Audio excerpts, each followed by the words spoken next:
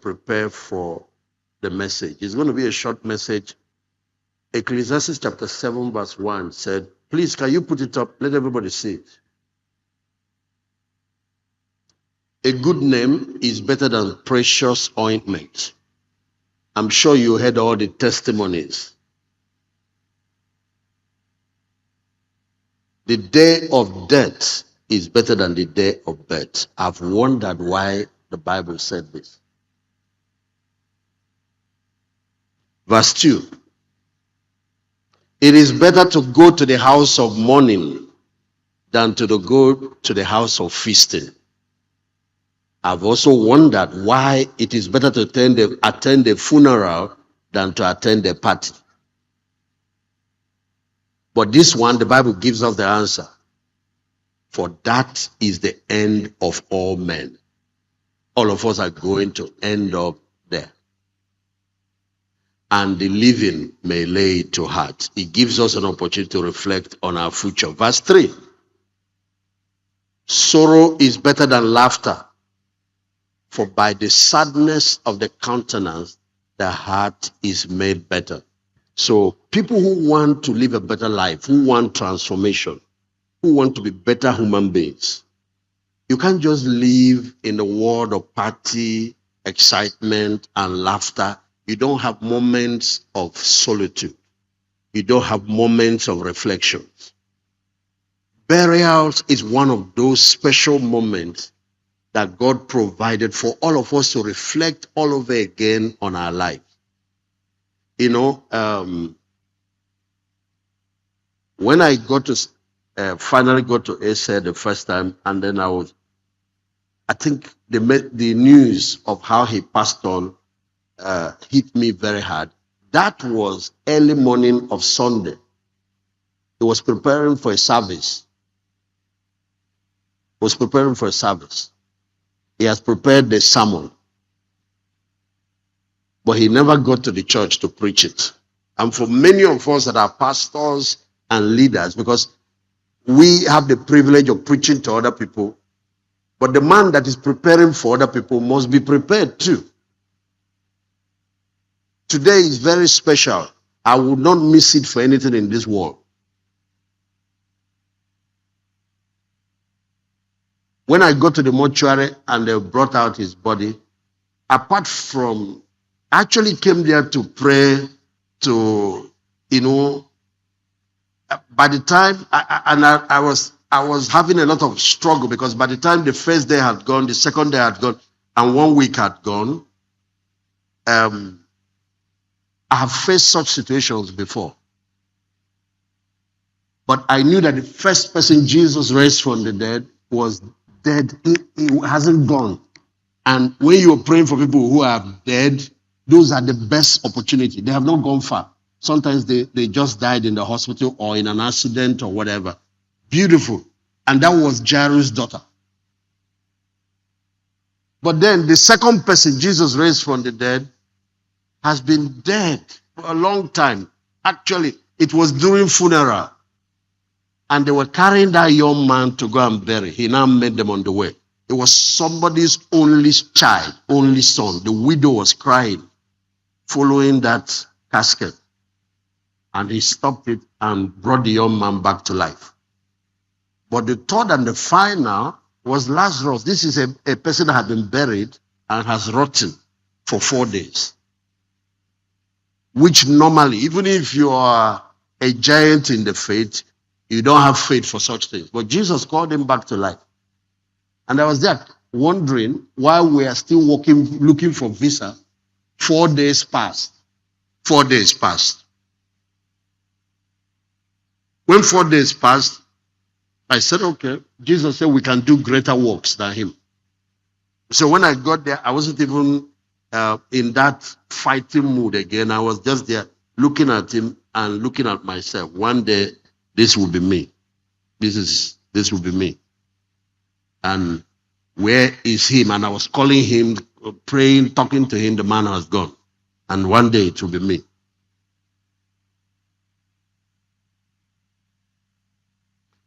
Opportunity to visit those who are sick in the hospital. Opportunity to visit funerals. opportunity to visit mortuary, preaches more than all the preachers in the world. Let me use this opportunity to mention something and then I'll go. There are 4 books in the New Testament. The whole Bible is broken into 8 major books. 4 in the New Testament, 4 in the Old. 4 in the New, 4 in the Old. The first in the New is called the Law. There are 5 books. Genesis, Exodus, all the way to Deuteronomy. The Pentateuch. The second set of books are the prophets. The third set of books are the wisdom books. I read from one of them, Ecclesiastes. There's a reason why I'm telling you this now. Each of these books have their own message. If you want to know what is right and wrong, if you want to know the moral laws of God, you read the first 5 books. That's the first 5 books of Moses, Genesis to Deuteronomy. If you want to know the future, not only the future of our world, the future of Israel and how everything, you read the prophets.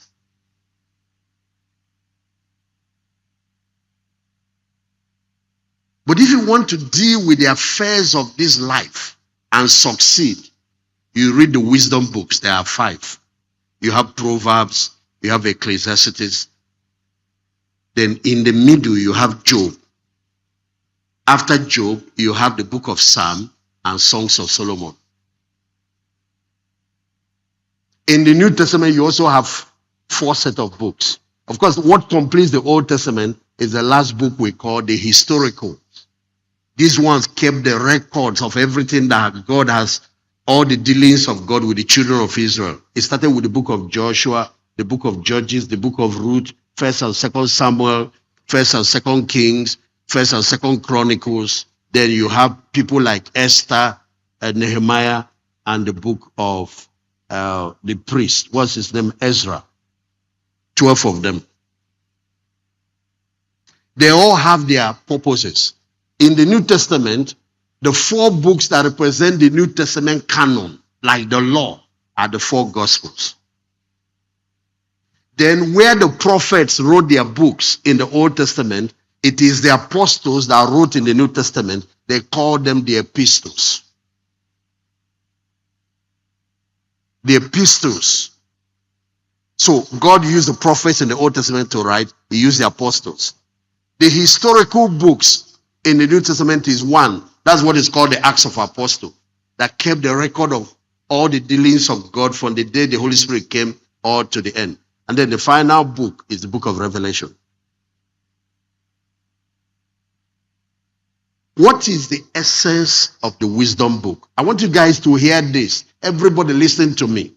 Everybody listen to me. Whether you are a preacher or you are just listening. There are questions about life. For example, the man that we are honoring today, saying bye-bye to, left in the middle of his life. I just had a discussion with him a few weeks before I heard this news.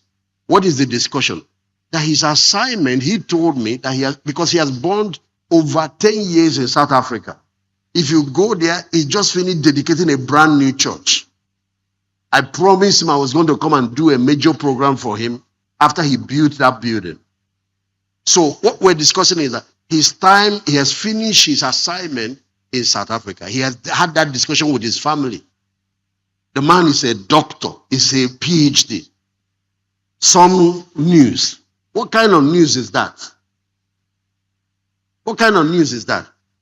Now, in ministry, there are things, even in Christian life, and even in life, there are things that are confusing.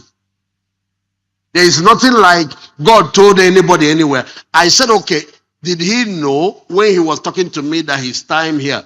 But if he knew, why didn't he? We're talking about the next phase, not about leaving the earth.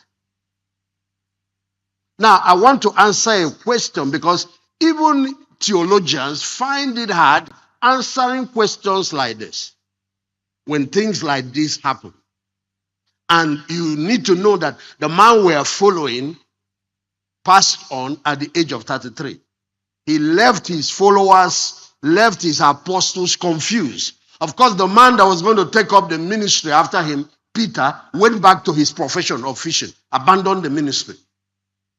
The reason Peter kept on with ministry after going back to fishing is because Jesus rose from the dead. I want us to know that there is something about Christianity that is at the heart of it. And if that thing is not there, even me here, I will not be here preaching. I will not be a preacher. That thing is the fact that there is resurrection from the dead. This thing does not end here. It does not end here. It does not end here. It does not end here. It does not end here. Christianity has conquered death. Christianity has hope beyond the grave. And those who are preaching the gospel must be able to preach it completely. What causes us to be shattered is that we're only planning for this side of life. We don't look at eternity. The modern church and most of the teachings is about success and how to succeed on this side of life. You're only preaching half-truth. What you're preaching is true, but it's half-truth. Here is what I want to show us. When you come to the wisdom books, the primary wisdom book, and Solomon wrote it at the prime of his life as a young man. When God blessed him with wisdom, he was wiser than any man that has ever lived. Is the book of Proverbs. The message of that book is that there is something, a law, something invisible that is not obvious to the natural eyes that is governing this universe. And that is what is called wisdom. And he discussed it in that whole book. This thing he calls wisdom is God's moral law, a combination of his spiritual, moral, and natural laws that God created that governs this universe. Can anybody just come up with a phone, please? Just watch. Ladies and gentlemen. Sir, please, thank you. But I'm going to do something radical. If it breaks, I'll buy you another one.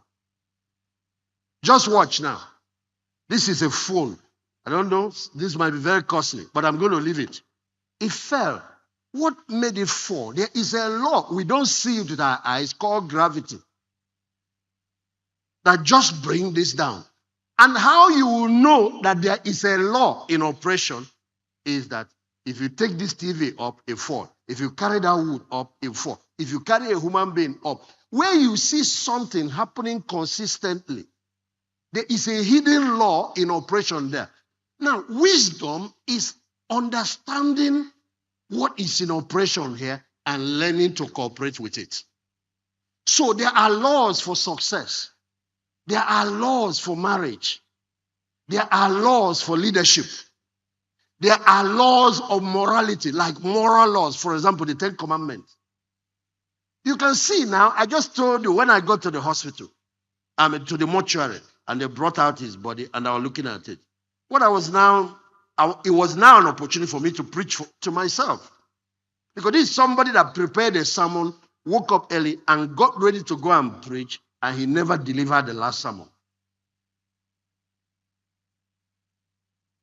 There are some men of God on their way to program.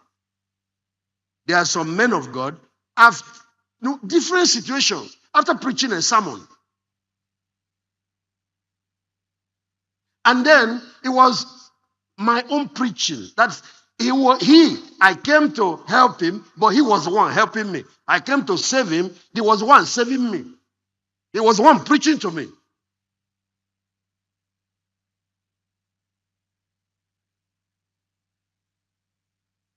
Because there is a law there, you will only be wise to pay attention because you're also going to end up there. There is a spiritual law of sin and death.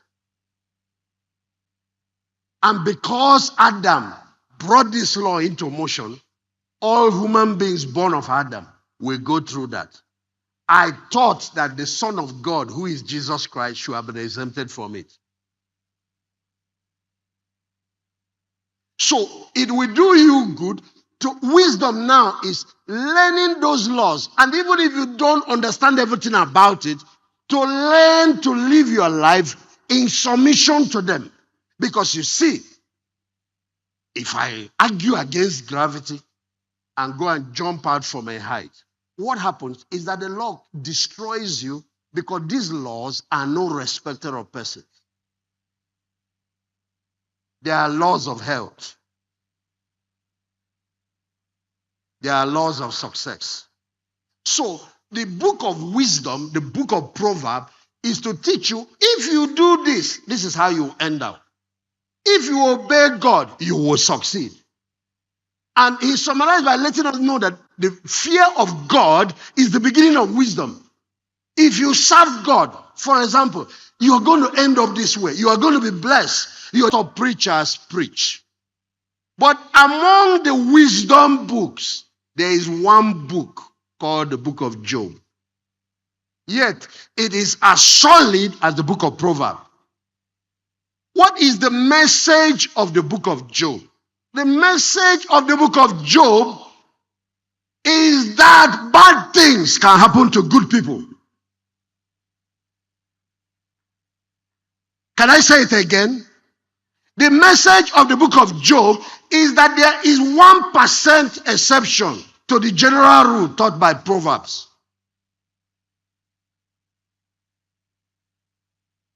So they introduced that book with a perfect man that feared God. A man that loved God, feared God, and God blessed him. He was very prosperous.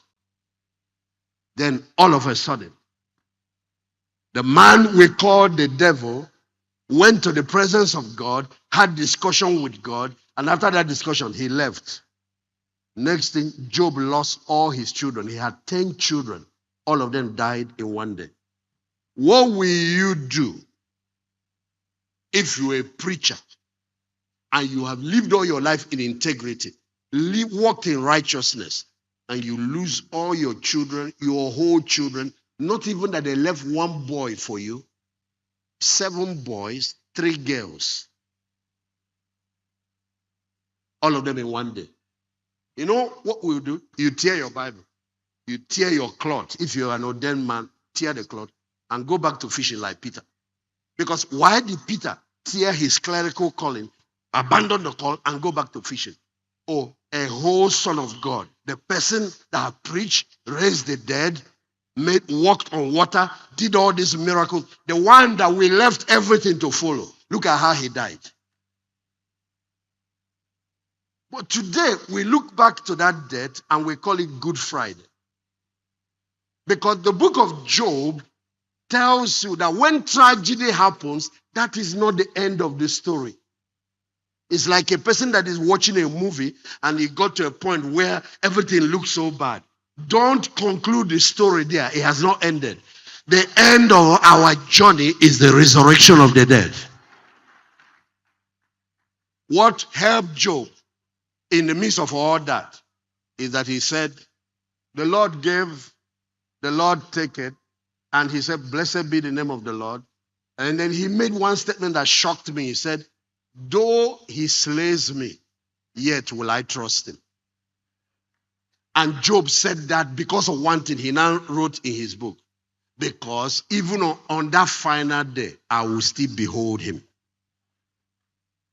If you don't have hope beyond the grave, this life will take you out. There are some confusing things that happen in this life. I know it's 1% that defies the rule of proverb. But do you know what 1% of 8 billion people looks like? 10% will be 800 million. So 1% is 8 million. When you have 8 million exceptions to a rule, if you share it out to the number of countries we have on earth, if we have about 200 countries, you will see each country getting about 400,000 examples. Why did Stephen die? He is a man of God. Okay, well, how come God forgave the man that killed him and he became an apostle, Apostle Paul? Why will you forgive him? He should have died too.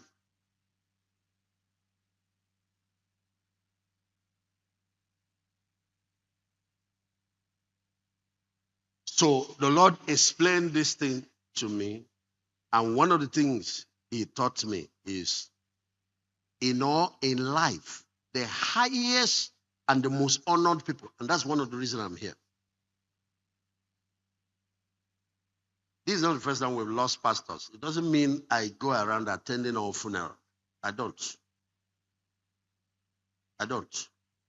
There are a lot of other pastors, and we all have our own responsibilities. This is one of the reasons I'm here. The people that are dearest to me, the people that I honor the most, the people that I hold in the highest honor, not only in Dominion City, but all over the kingdom, are missionaries. Missionaries. I came here to honor a missionary extraordinary. That's the point. I'm a missionary myself. I'm not a sitting. Don't have any church. Neither do I have any congregation. That's why you see me everywhere.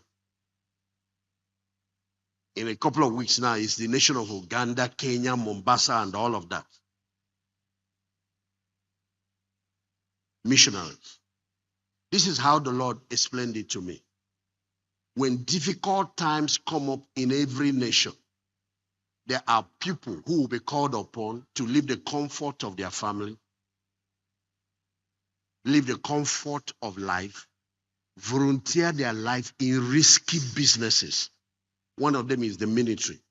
To prevent killing of civilians again in the future, a group of people will have to put their life down, and some of them will not come back. But the work they do is what end up providing salvation, security for others.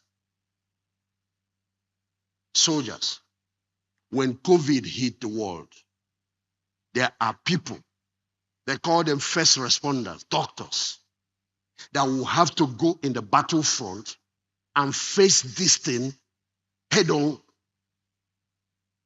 When Ebola entered Nigeria, the person, that lady that was taken out, if I'm correct, was a medical doctor. Is she a medical doctor?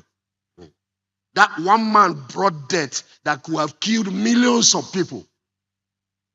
But another woman put her life down to be able to stop what would have killed the rest of us from going. That's why such people in heaven are given special honors. And that's where our Lord Jesus falls in. He could have come here. After all, he was God. He was the controller of life. Live 1,000 years, drive Rolls Royce, build estates, and then at the end of the day, what you'll be reading is how many estates and how many cars he has. Is that what you read about the apostles? Is that what you read about Jesus? Is that what you read about Stephen, Peter, Paul, or any of those Christians? Why did they all die for this cause? Today, salvation can come to millions of people because of their sacrifices. We have missionaries that brought the gospel to us here. Some of them died of malaria. I was reading about one particular woman that had only 2 boys, and they were doctors. So when they came to their church to look for missionaries that would come to Africa, the first son went, and he died.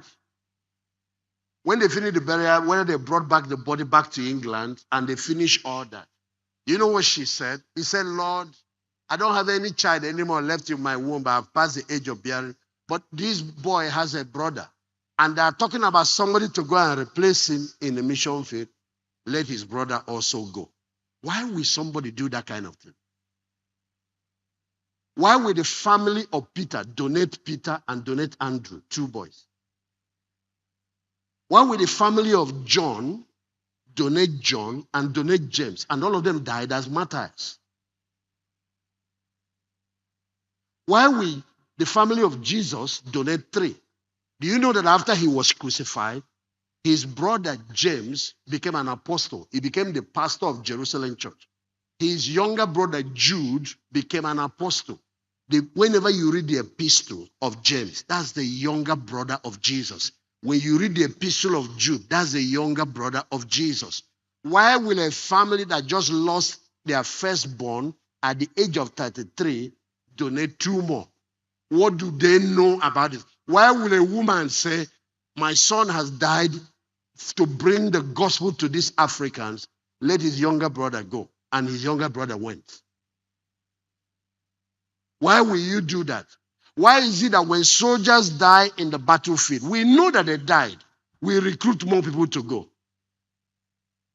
Why did they put the book of Job among the book of wisdom? Whatever wisdom you have, and all your wisdom can teach you is how to succeed in this side of life.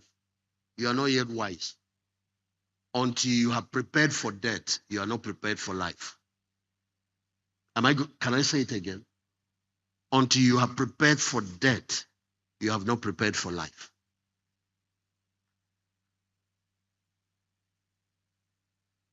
Until you have prepared for death, you have not prepared for life. The Bible provided answer for all of this. And this is the last thing I'll tell you. All undeserved suffering, all. Take note of that. Because when our life is laid down for a greater cause, whether it is in the health sector, whether it is in the military, don't think it's only in ministry that people die. Security is another field of calling where people's lives. People are laying down their lives. That's why I respect the police. I respect those in uniform. Because when you see them, sometimes you forget that this is somebody's father. This is somebody's brother. Especially if you like to waste the life of policemen. If you like to waste the life of security men, you forget that that's somebody's. He's doing that job. I know that some of them abuse their job. There are many fields. Many fields. There are people working inside gold mine, and sometimes the gold mine collapses on all of them. There are people walking inside the middle of the sea, inside water.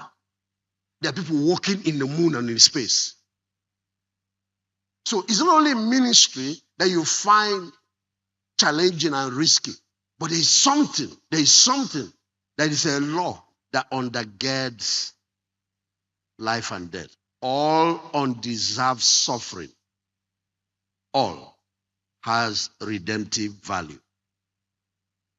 If you see an armed robber die for his crime, his death can't save anybody. The reason the death of Jesus can save the world is that he was not dying for his sins. I want you guys to take note of that. Isaiah 57, please put it up. Oh, I need to go. Okay. All undeserved suffering. If you lay your life down for a worthy cause, that life that is laid down produces redemption, salvation for people that are left behind.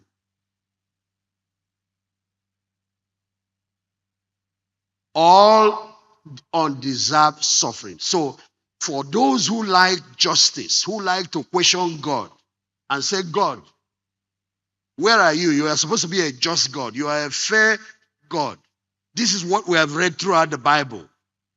What is going on? You also have to understand that there are some things God does in his wisdom we don't understand here. When we all finally meet, we will see. Because that day, I would like to know, why did they crucify Peter upside down? But the whole of Europe got the gospel after he did that.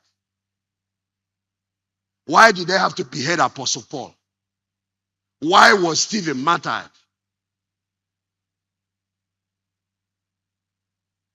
This young man came out to serve you.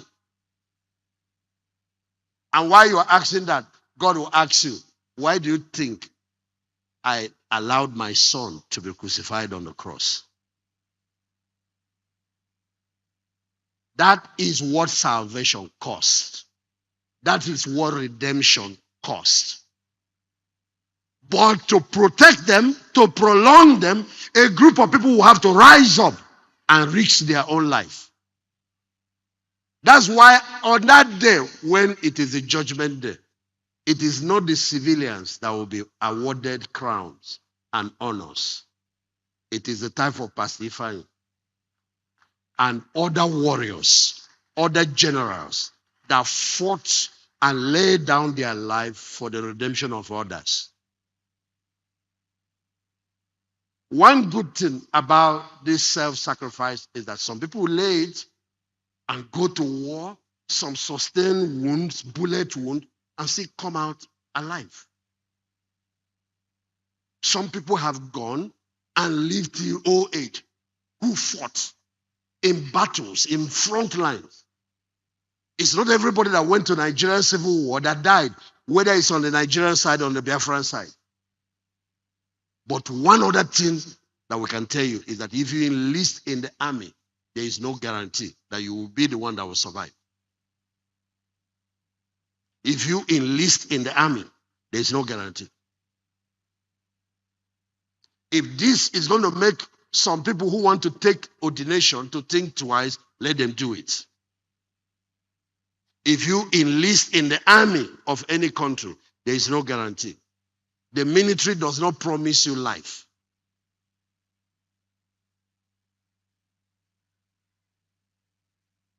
As a matter of fact, the person we are following said, I was not forced to come and do this. It's of my own will. I laid down my life that I might take it up. That I might take it up is where I leave us tonight. If there is no resurrection, then dying like this is foolish death. But God left certain things in nature to teach us that there is resurrection. You take a seed, put it in the ground, it dies.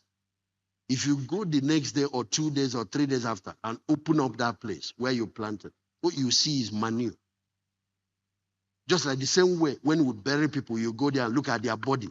You see manure. You see skeleton. But you cover the soil, leave it. Rain falls on it. After a while, that thing that has just died, a new life, you call a tree, comes out of it. That's what resurrection. That's why everywhere in the Bible they use planting a seed to illustrate it. Today we know something called recycling. Brother Mike, if you burn water now, you're cooking, and you fill a pot with water, you can heat it, boil, and finally it all evaporates and is gone. Spirit has gone back to spirit. Water is gone. That thing that vanished will condense, and that's what finally comes back like fresh rainfall that we call rain. They have discovered it in science and found that the matter cannot be destroyed. Actually, one of them said matter cannot be created nor destroyed. It can only be converted from one form to another. When you say that this stone that you have destroyed or this iron that you have destroyed, you have not. It breaks down back into its constituent elements, and from where you can create that thing all over again. Now, in human beings, they have traced it to something called DNA. How is it that during resurrection, that everybody will come back and will be able to recognize who is Pastor David, who is Pastor Ifeanyi, who is everywhere? Because once a tiny particle, those of you who are doctors know, of your DNA is preserved, you can be reproduced all over again. It's like the architectural drawing of a building. You can burn a building with fire. As long as you have the architectural drawing stored somewhere, you can reproduce that building. It's so serious that we can come to this man and take only a pinch of blood only. Not even his hand or head. From your blood, your whole you can be reproduced. Now they do cloning. They do all of that. Yet we don't yet understand the secret of life. But the person that created life is the one that came, died on the cross, was buried for 3 days to show that he died. They used javelin, pierced his side to really show that this is death, that he's not faking it. And after they killed him on the third day, he came back from life. And when he came back, He came back with all the Old Testament saints that have died for the past 4,000 years. He came back with Adam. He came back with Abraham. He came back with Samuel. He came back with David. He came back with Solomon and allowed them 40 days to be appearing to people in Jerusalem. And all of them had 5 weeks, 5 days to go back and see their descendants. Some of them, their descendants, they now have up to 200 years of descendants. They were busy appearing to them. I'm David that you'll be reading about in the Bible. How come you are back? Because the man that created life came back to the underworld and brought all of us back. A day is coming. It's going to be a day of reunion. Pastor Fanny is not gone. His body has slept. But the real man has gone to be with the Lord. A day is coming. It's going to be a day of reunion. Where is church? I want you guys, I know you're too small to understand what I'm saying. You all are going to meet your dad all over again. In Christ, nobody dies. Nobody. The body sleeps when our journey here finishes. The spirit, which is where all the DNA and everything that holds the beauty of a human person, goes back to be with the Lord. And one day, it will be your turn to meet your husband again. The only thing different then is that there is no more marriage. But there are friendships. There's brotherhood. There's family. There's everything wonderful. But there's no more marriage. And I understand why there is no marriage there. Because in that new life, there is no more death. Marriage is necessary here so that we can be reproducing as we are dying. But in eternity where there is no more death, you don't need to be increasing population when nobody is being removed. Are you hearing what I'm saying? That's why angels don't marry. Those that attain resurrection don't marry. Because you can imagine if you give all of us endless life here in Nigeria, but no death.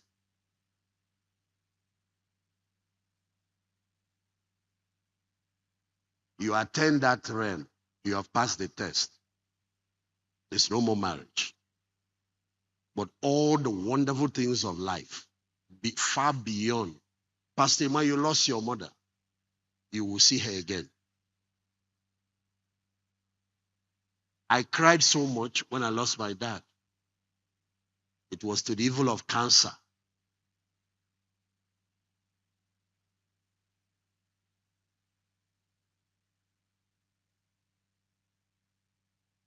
But you will see him again.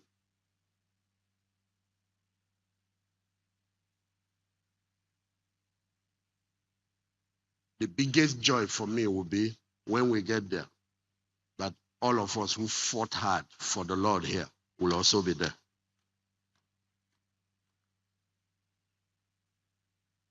All of us. If this kind of testimony Pastor Ifeanyi gets is what every pastor gets, then we won't have to work. But we all know today, in these last days, that there are wayo, even in ministry. And then those people, when you get there, you won't find them. Because they went to the other side. They went to the other side. It's the same testimony the South Africans are giving about him. The same testimony. I watched them when I paid them a visit. You know, they all stood like one family. Very painful for them, but they all stood.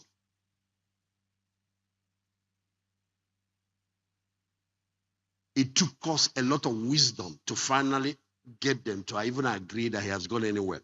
2 weeks. These people were praying there and they refused to accept that their pastor has gone anywhere. Even when I got there, me that came to encourage them, it was tough.